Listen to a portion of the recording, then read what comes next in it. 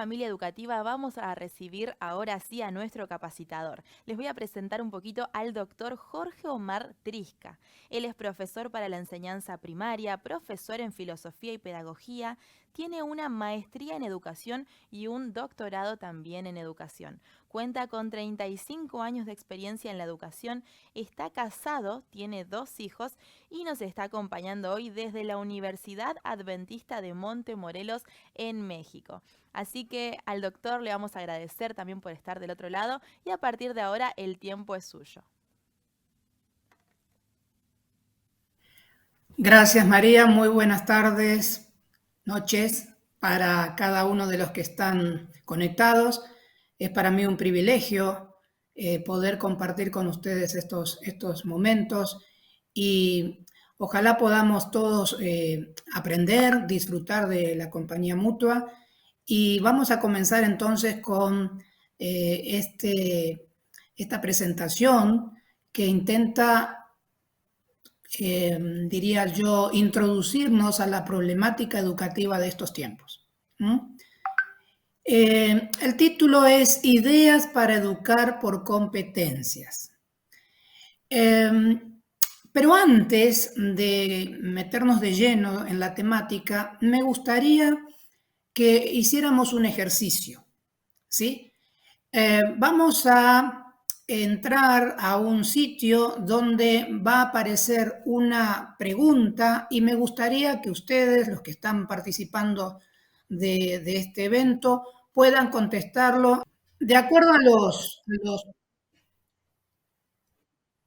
de acuerdo a los resultados tenemos que hay un 30%, un 31% que dice sí, así es, mi proceso educativo se basa en el desarrollo de competencias. ¡Qué bien! ¡Felicitaciones! Hay un 10% que dice sinceramente no, en el aula no me enfoco en el desarrollo de competencias. Y quiero decirles de que es normal que suceda que haya profesores que todavía no utilizan las competencias y después vamos a ver algunas de las razones que hacen que esto todavía no ocurra, pese a que el tema de las competencias, por lo menos aquí en México, ya tiene unos 10 años o más largos de implementación. Y hay casi un 60% que dice, no estoy seguro si estoy desarrollando competencias en mis clases. Bueno, para los que están en esta situación, creería que la charla de hoy les va a venir muy bien y ojalá puedan, a través de la misma, ustedes obtener respuestas sobre aquellos aspectos en los cuales todavía no se sienten totalmente seguros de que están trabajando competencias en las clases. Les agradezco mucho a los 74 personas que han votado y así que ahora avanzamos un poquito más en el desarrollo de la temática, ¿sí? Muy bien. Educar por competencias y la pregunta ya la hicimos y aparecieron los resultados. Entonces, lo que viene ahora es cuestionarnos, bueno, pero ¿por qué enseñar por competencias? ¿Sí? ¿Qué estamos buscando nosotros cuando trabajamos competencias dentro de un aula? ¿Qué les parece si para ver lo que queremos lograr, en principio, lo analizamos a través de un video? Este video es de un programa de televisión que se da aquí en México, que se llama Tiburones y es básicamente un programa en el cual hay unos panelistas que son gente que tiene muchos recursos económicos, financieros, y entonces frente a ellos se presentan jóvenes que tienen proyectos, emprendimientos para los cuales necesitan ese recurso económico para avanzar y presentan pues delante de estas personas su proyecto y estas personas pues de acuerdo a si los sedujo el proyecto o el emprendimiento, entonces hacen sus ofertas para ayudarlos de acuerdo a las cantidades de dinero. Muy bien.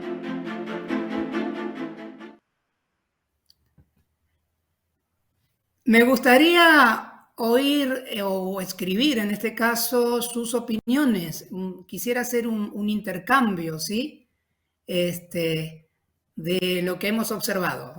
Me gustaría conocer qué piensan ustedes.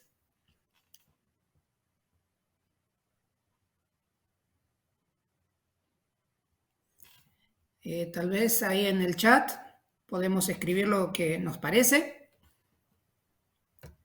Mi intención es generar aquí un espacio de intercambio de ideas, de discusión acerca de lo que estamos desarrollando, ¿de acuerdo?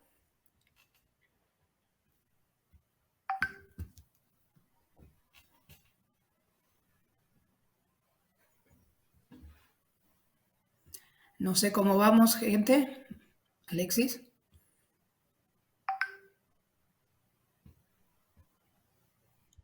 Ok, perfecto.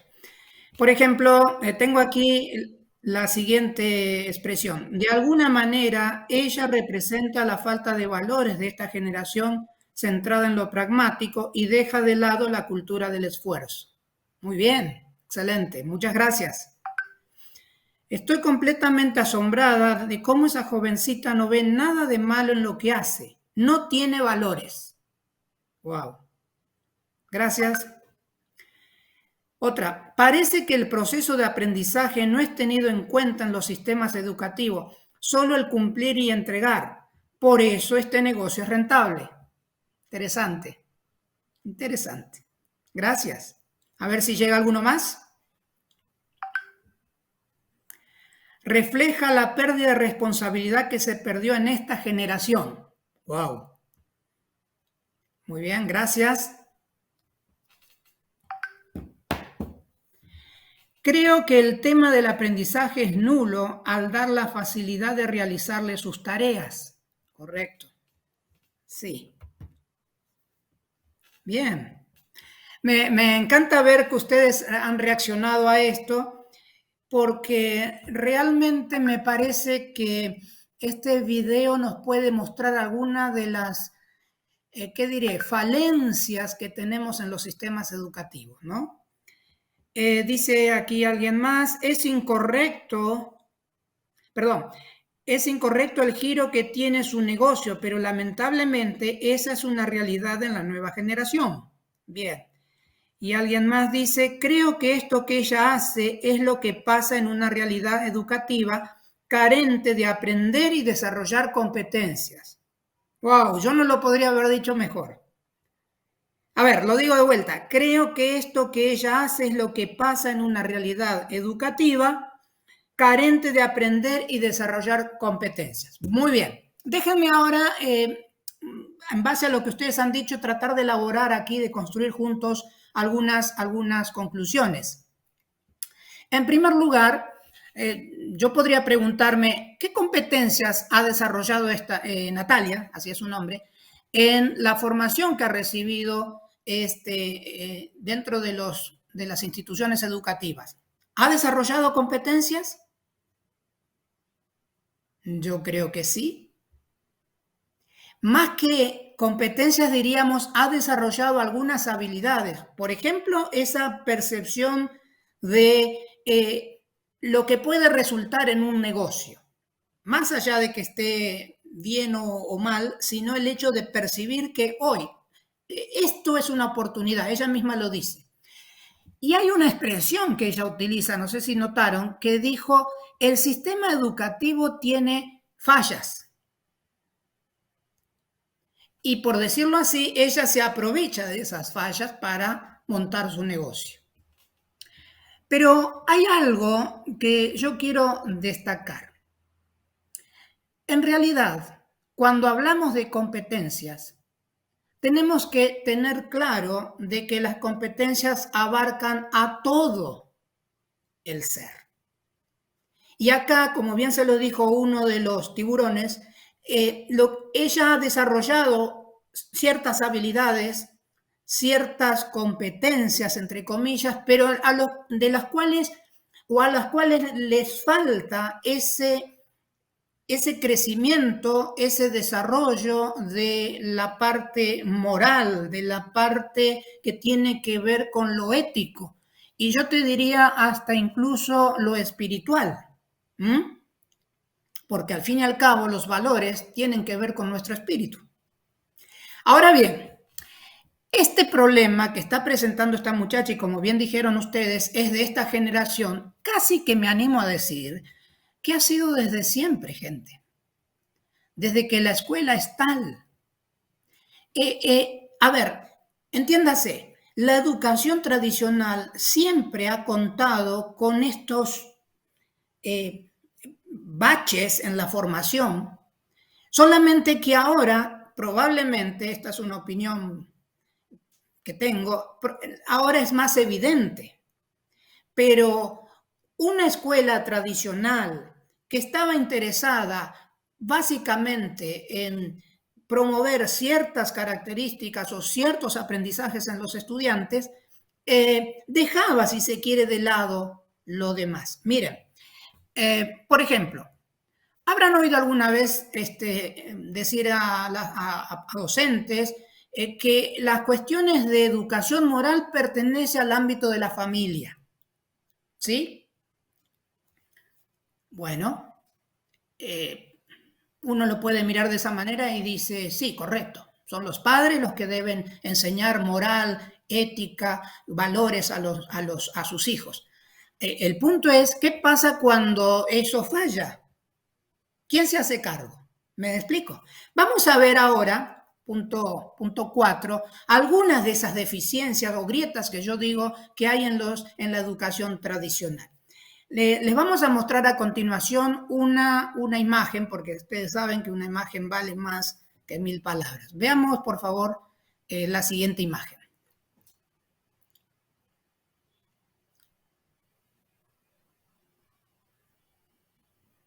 A ver. Ahí va. Miren, esta fotografía es de principios del siglo pasado, ¿sí? Y si ustedes observan, yo por lo menos descubro 3 elementos que se repiten en la educación tradicional y que no necesariamente terminan siendo buenos. Por ejemplo, en este caso, la forma en que se distribuye el aula hace que todos los estudiantes estén mirando hacia adelante. En este caso, la maestra salió atrás por cuestiones de la foto, me parece a mí, pero la idea es, todos tienen que estar atendiendo a alguien que es el que tiene el conocimiento y la autoridad. Y en una sociedad que era bastante jerárquica en aquellos tiempos, estoy hablando de los inicios de la escuela moderna, en la época del industrialismo, funcionaba porque los niños sabían que el maestro era autoridad y había que obedecerle. Yo tengo algunos años más que ustedes y soy de la época en la cual no quería bajo ningún concepto que mi papá se enterara o le llegaran información de la escuela sobre lo que yo había hecho allí dentro. No quería saber porque yo ya entendía, ya comprendía que mi papá iba a defender a la institución escolar y iban a ser ellos dos unidos contra mí. ¿Se entiende? Eso ha variado, ya no lo vemos tan así. Pero bueno, este modelito de escuela tenía algunas cosas interesantes que quiero destacar. Si ustedes observan allí, van a encontrar que en las bancas hay como un cuaderno, un álbum donde los chicos hacen tareas y son todos iguales, ¿ok? Fíjense, lo primero es un énfasis en un contenido y ese contenido tiene que ser el mismo para todos. Otro elemento que yo encuentro en esta fotografía, seguramente ustedes van a encontrar más, es la inmovilidad. Se van a sacar una foto, por favor, crúcense todos de brazo, todos miren hacia la cámara. Es decir, la escuela tiende a no mover las estructuras. ¿Y qué pasa? Cuando cuando nos quedamos tan inmóviles en los centros de aprendizaje, lamentablemente estamos haciendo un mal, un daño a nuestros estudiantes. Claro, me dirán ustedes, no, pero fíjese que en mi escuela tenemos sillas y mesas ahora donde 2 o 3 o 4 chicos están sentados juntos, así que pueden cooperar, colaborar. Sí, esa es la idea, pero vamos a ser francos. ¿Cuántas de esas interacciones tienen valor desde el punto de vista de el sistema educativo en cuanto a la promoción? En otras palabras, ¿cuánto del trabajo cooperativo que se realiza dentro de las aulas tiene su reconocimiento en calificaciones? Vamos, la evaluación hoy por hoy en las escuelas sigue siendo totalmente individualizada. Así que esto yo a veces comparo que metas 30, 40 chicos en un aula y creer que allí se va a dar el aprendizaje cooperativo y el desarrollo colaborativo, es como pensar de que nos metemos todos en un metro, en un subte, en un vagón, somos como 100 personas y ahí ya somos un grupo. Nada que ver, estamos todos amontonados por una necesidad, nada más. ¿Se entiende? Vamos a la otra fotografía, por favor, Alexis, simplemente para contrastar. Miren, esta es una fotografía de una escuela adventista de este tiempo, de hace poquitos años atrás, tal vez 3 o 4 años, antes de la pandemia. ¿Ven alguna diferencia con la figura anterior, con la foto anterior? Pues yo no la encuentro. Es prácticamente la misma idea. Mismo contenido para todos, ¿sí? Inmovilidad en el sentido de no hacemos, no creamos, no estamos fabricando cosas, simplemente estamos rellenando información en un libro de texto. Y por otro lado, cada uno concentrado en sí mismo, es decir, no hay contacto con los otros en el sentido de promover el aprendizaje en los que unos se ayudan a otros. Esto es más o menos el esquema de la escuela tradicional. ¿Y por qué es necesario entonces cambiar esa escuela? ¿Saben? Simplemente porque ustedes lo conocen muy bien al problema. Es decir, el mundo ha cambiado. Y ya por los años 90, la UNESCO decía que la educación para el siglo XXI tenía que desarrollarse básicamente en 4 dimensiones, si se las puede llamar así.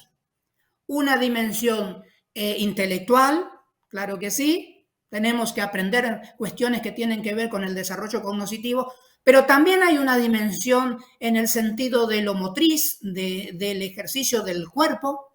También tenemos nosotros que desarrollar los aspectos que tienen que ver con lo social, es decir, allí el ir a la escuela nos educa también, o debería educarnos socialmente, y fíjense entre paréntesis, cuántos problemas de bullying y demás hay hoy día, que al final terminan siendo una contra de enviar a tus hijos a la escuela.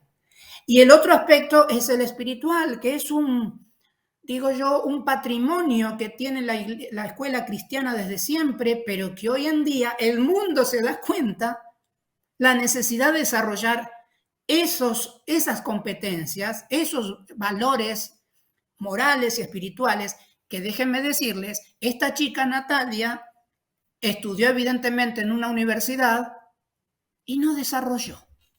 Por lo tanto, vemos a una persona carenciada desde el punto de vista de los valores.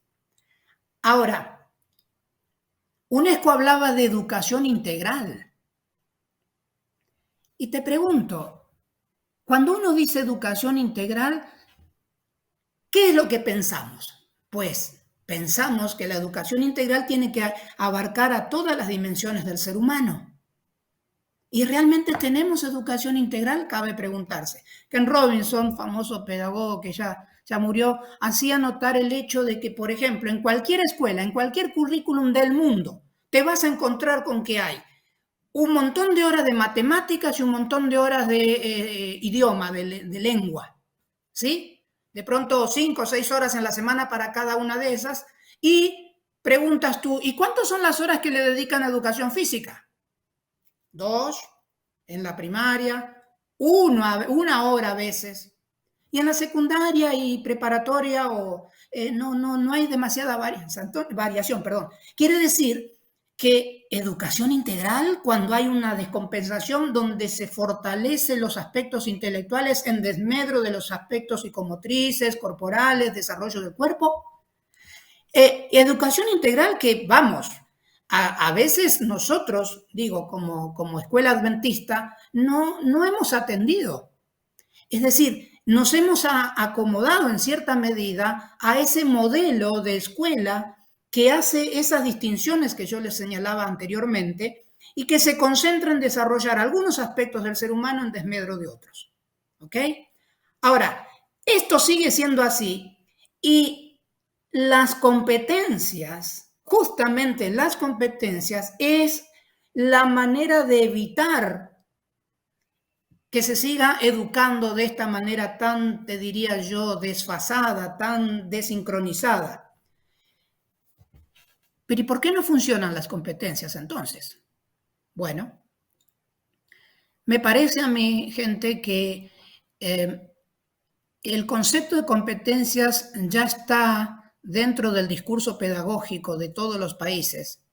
Sin embargo, por lo menos aquí en Latinoamérica, lo he visto, todavía los maestros siguen operando a la manera de la escuela tradicional, preocupados más por el contenido, por el saber por sí mismo, por los exámenes, por las calificaciones. Te tomo el examen, esta es tu nota y ya.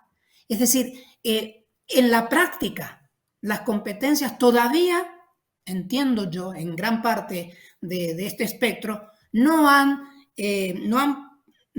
logrado establecerse de una manera que podamos decir hay un cambio en la escuela.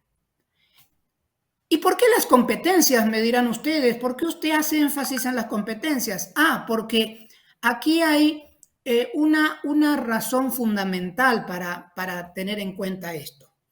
Las competencias intentan un desarrollo armonioso de los aspectos espirituales, intelectuales, físicos, sociales, ¿sí?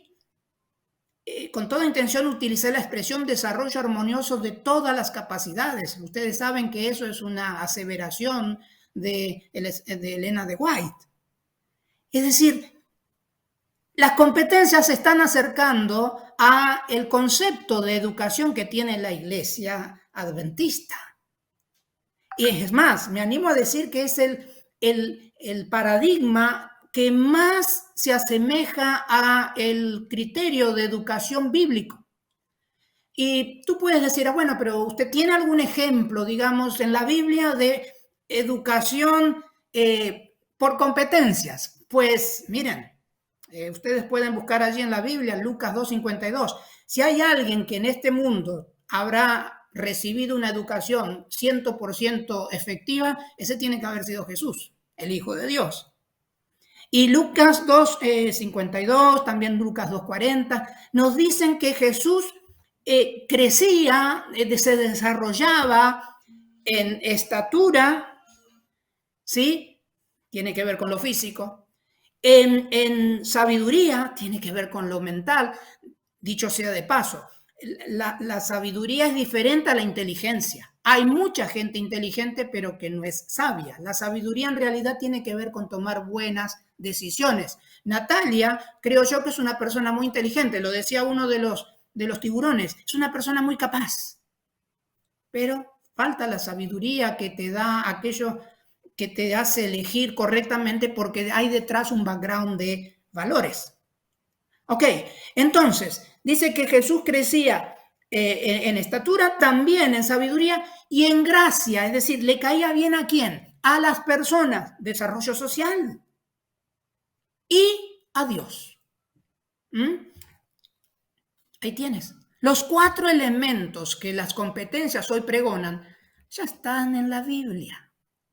Y a mí me emociona pensar de que hoy por hoy el mundo, ¿sí?, con sus desvíos y posturas extremas y caídas o fuera del camino y demás, equivocadamente a los tumbos, han llegado hoy por hoy a decir, ¿sabes qué? Yo necesito que cuando eduques a alguien, lo eduques de tal manera que no aparezcan personas como Nati.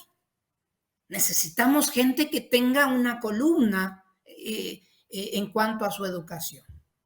Así que las competencias, mis queridos, aparecen como una oportunidad más que buena para mostrar al mundo lo que es la educación adventista. ¿Sí? Ahora, yo lo que vengo a proponerles aquí simplemente es una propuesta para hacer de nuestra educación algo que realmente valga la pena y que se acerque lo más estrechamente posible al ideal bíblico. Avanzamos un poquito, Alexis. Entonces, ¿cuál es la propuesta de solución? Bien, una más. Les quiero presentar un trabajo que me he propuesto llevar adelante y que hemos decidido llamar el desarrollo de competencias, estrategias para el aula. Este texto está orientado a los docentes, a los estudiantes que quieren ejercer la docencia en cualquier ramo y también a los profesores, casi te diría yo que principalmente a los profesores que preparan a los futuros formadores, porque déjenme decirles, para mí el cambio educativo no se da en la escuela, en el aula de alguno de los grados. El cambio se da a partir de aquellos que forman a los futuros docentes. Una más, por favor. Pero antes de avanzar, yo quiero que quede claro esto que vine diciendo acá, así que hice esta gráfica que admito que no es wow, no tengo ese talento, pero intenta explicar más o menos que lo que buscamos nosotros como educadores adventistas es el desarrollo integral, ¿sí? No puede haber desarrollo integral cuando tú tienes énfasis en un aspecto del ser humano y en otros te los dejas de lado o casi ni los contemplas. El ser humano es una totalidad, tanto física, mental, social y espiritual.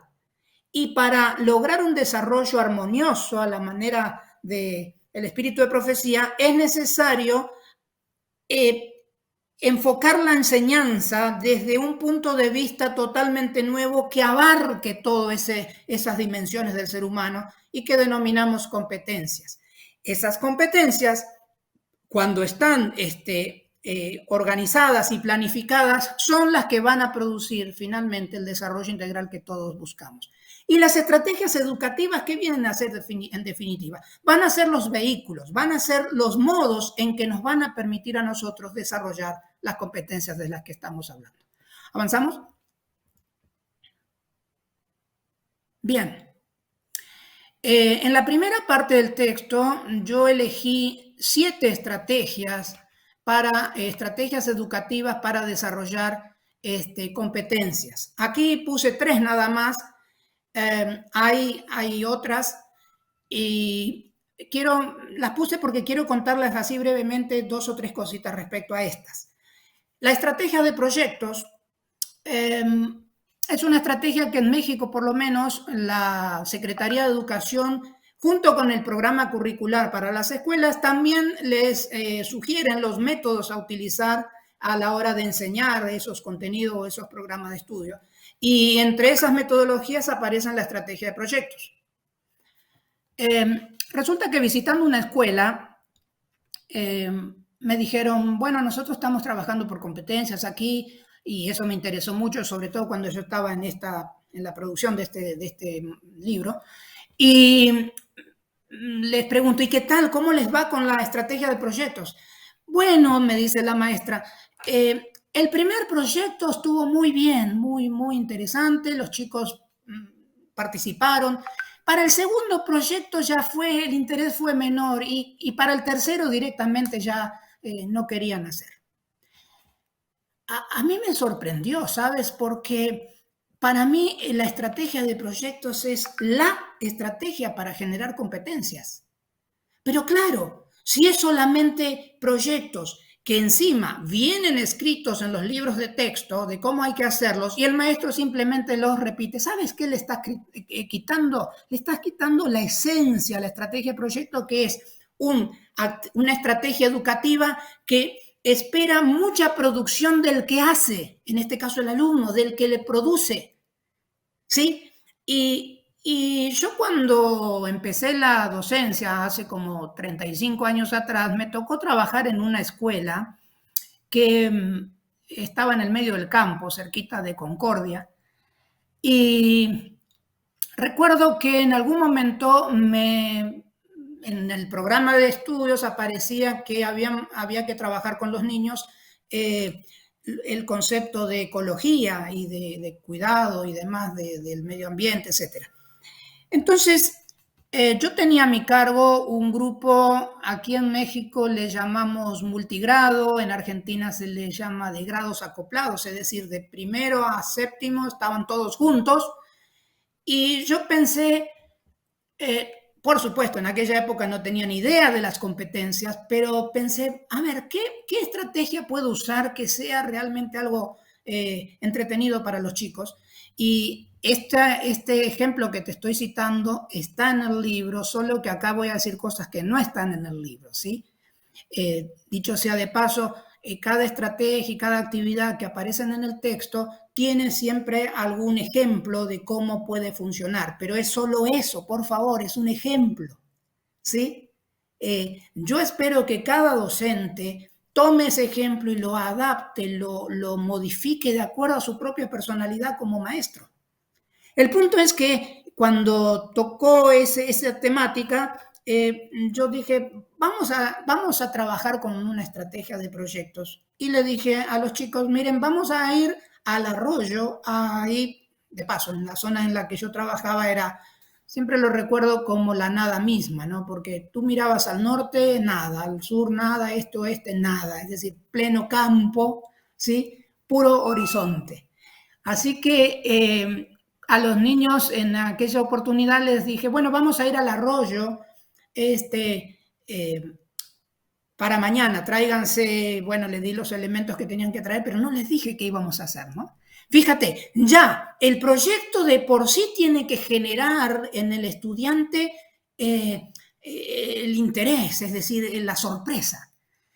Para hacerlo breve, fuimos y juntamos del arroyo peces, plantas, es decir, tratamos de traer todos los elementos que conforman ese nicho ecológico y armamos un acuario grande en el aula y cada estudiante entonces tenía una misión con respecto al acuario. Había algunos que tenían que estudiar y leer cómo se alimentaban los peces, qué necesidades tenían ellos para la sobrevivencia, otros se encargaban de las plantas, otros estudiaban sobre la luz y su intervención en el desarrollo de ese nicho artificial, otros hacían análisis estadísticos de cuánto crecían las plantas y los peces y cómo los podríamos evaluar o medir. En fin, cada uno de los estudiantes dedicado a llegar o a llevar ese proyecto adelante desde sus posibilidades. Te estoy hablando que estaban todos los grados juntos. ¿Y cómo entran los valores en esto? Bueno, después que hicimos todos todas esas investigaciones en base a nuestro acuario, llegó casi unas 2 semanas más o menos, creo. Antes de terminar las clases, le dije, bueno, preparen todo porque mañana vamos a ir al arroyo. Y ahí la pregunta, ¿qué va a pasar ahora? Resulta ser que les dije, vamos a ir al arroyo al otro día y vamos a soltar a los peces, vamos a poner las plantas otra vez en su lugar. Y aún hoy me emociona pensar en la carita de esos niños cuando volvían a los seres vivos, los pececitos a su lugar. Algunos lloraban, porque es un momento muy emocionante, ¿sabes? El hecho de decir, entro a un lugar, lo estudio, lo investigo, pero a la vez lo respeto. ¿Mm?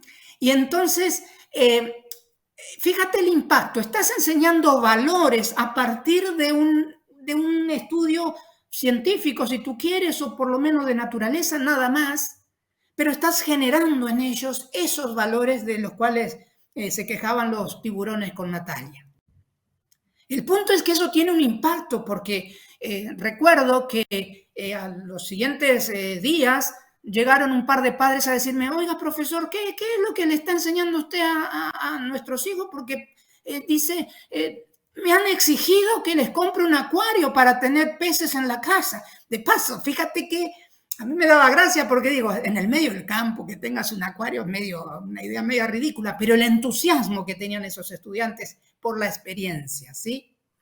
El aprendizaje basado en juegos, la misma cosa, la gamificación es algo que hoy en día los estudiantes, sea del nivel que sea, están muy habituados y la escuela no se dio cuenta hasta hace poco la importancia que tiene eso desde el punto de vista educativo. Y además hay, déjenme decirles, una tendencia que tiene actual de 3, 4 años, no más que eso, que se llama aprendizaje con valores internos. ¿Qué pasa? A mí me encanta esto porque por primera vez los estudios, dicen estos autores, que se hagan de investigación científica de los estudiantes, debiera sí o sí llevar su correlato moral. Entonces, el punto es, supongamos, tú le das una tarea de investigación, por decir, vamos a estudiar sobre la inteligencia artificial. A ver, ¿qué es? ¿Para qué sirve? ¿Para qué está? Pero también le adosan estos autores, aconsejan, adósale también la cuestión ética y de valores. Es decir, dime, ¿cómo ves tú? Si la inteligencia artificial llega a manejar toda la estructura de cómo funciona nuestro mundo, ¿cuál sería el problema? ¿Afectaría para bien o para mal a las personas?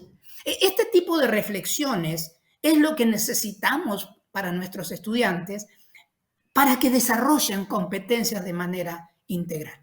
Ahora vamos a ver la siguiente parte o la segunda parte del libro, que a diferencia de las estrategias educativas, trata más bien de las actividades de aprendizaje. Aclaración. Las estrategias educativas son procesos complejos, si se quiere, que nos permiten aplicarlas en cualquier contenido o en cualquier materia. Tienen una estructura que permiten que tú puedas desarrollar una enseñanza con buenas posibilidades de aprendizaje. Ahora bien, las actividades de aprendizaje en sí las pensé más bien en el contexto de que son como herramientas simples que las puedo utilizar en cualquier momento de cualquier estrategia. ¿Sí? ¿Se entiende? La estrategia es un camino con ciertos elementos para enfocar, por ejemplo, la estrategia de proyectos, pero dentro de esa estrategia de proyectos tienen la flexibilidad de ingresar actividades de aprendizaje que las puedo utilizar de acuerdo a ciertos criterios. El criterio que yo utilicé para esto es la taxonomía renovada o revisionada de Bloom por Anderson. Y fíjate, en el capítulo 3 tengo allí algunas actividades para el desarrollo del autoconocimiento. Esto es fundamental, gente.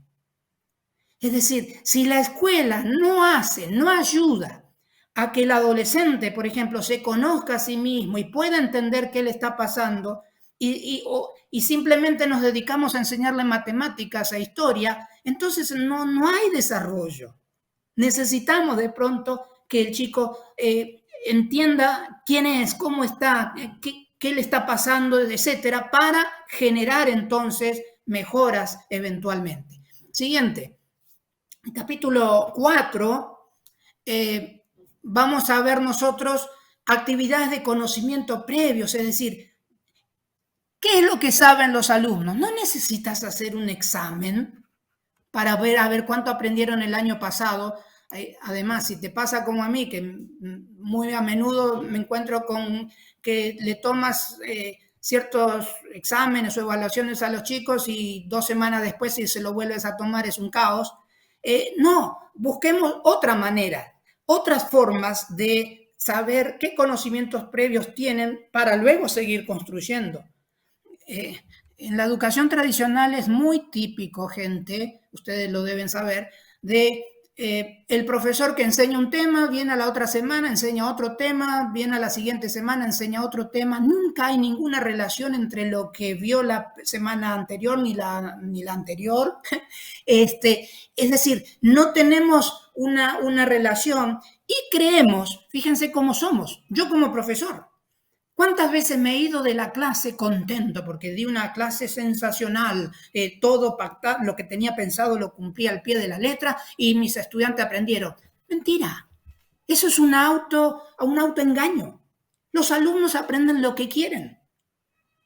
Entonces, si yo estoy buscando un aprendizaje, necesito cerciorarme cuánto realmente han aprendido para poder seguir construyendo, porque de lo contrario, solamente el chico recibe la información, ni siquiera la asimila y te garantizo que después de 2 o 3 semanas de que tuvo el examen ya no se acuerda de nada más.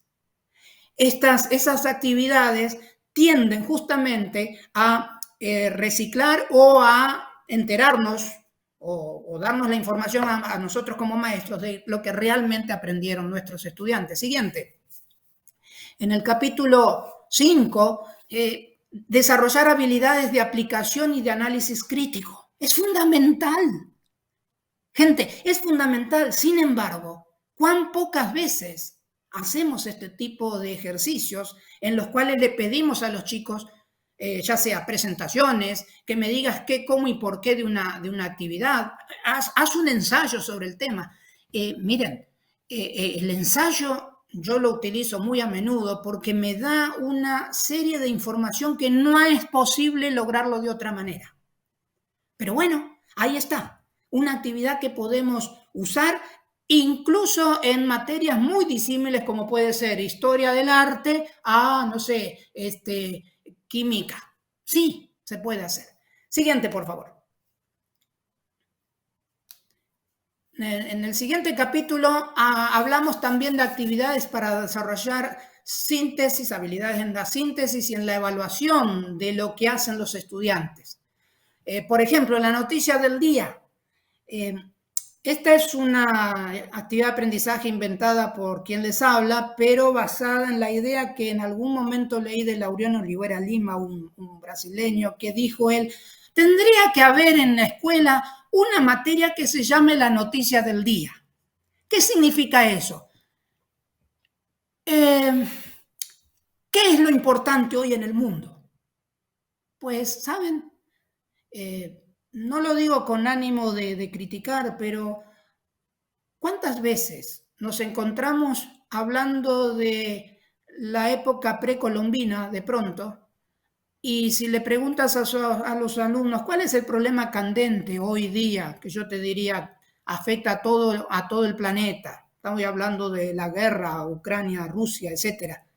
No te van a saber decir. ¿Por qué? Porque en la escuela esos temas no tienen la importancia. Pero sí le dedicamos horas y horas a cosas que han pasado siglos atrás.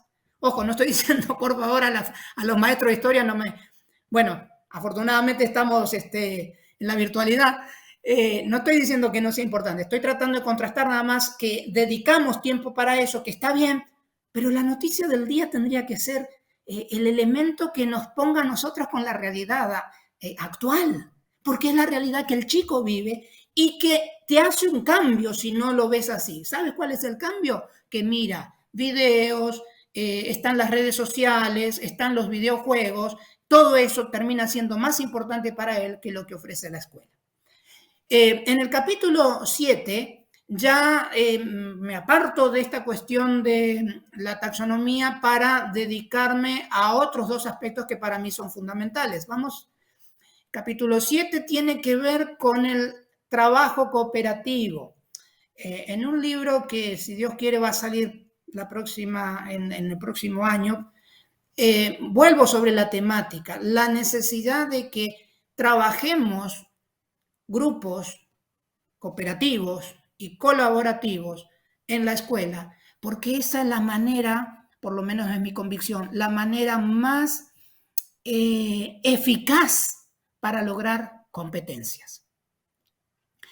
En el trabajo grupal, de paso, lo dice la tía White, digo tía White porque tengo cierta confianza ya a esta altura, ella dice que en el trabajo de unos alumnos con otros ayudándose permite que haya un mayor aprendizaje, muchas veces un mayor aprendizaje que cuando el maestro le explica la tarea o el conocimiento al estudiante.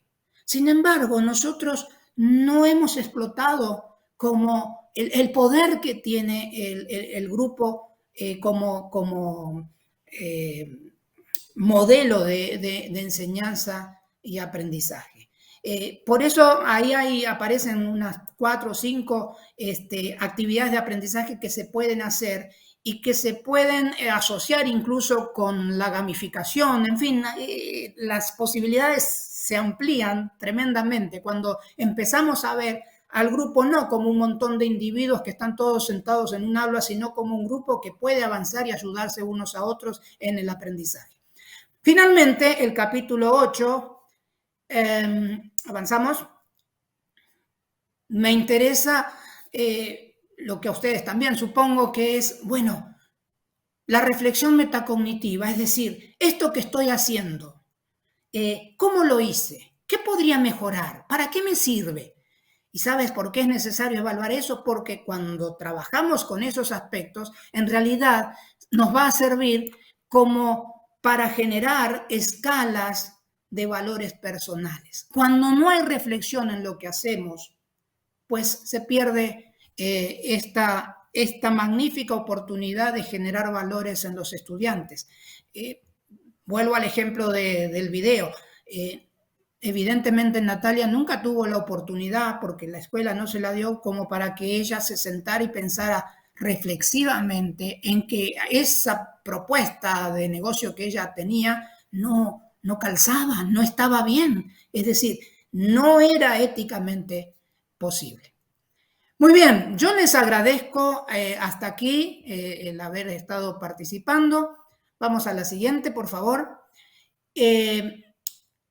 Y si tienen alguna pregunta o algún comentario, entonces entiendo que lo van a poder hacer y las personas que están organizando este evento me las van a hacer llegar a esos planteamientos y me comprometo a contestar absolutamente todos a través de la comunicación personal. Muchas gracias, que Dios les bendiga. Sí, bueno, yo creo que ha sobrepasado mis expectativas, así que les agradezco muchísimo. Ustedes son muy nobles, la verdad, pero creo que todos intentamos desde nuestro lugar que el nombre de Jesús sea glorificado y eso es lo que a mí me motiva y creo yo que como maestros es lo que tenemos que tener en mente, ¿no? Que la educación es la manera como podemos redimir a las personas.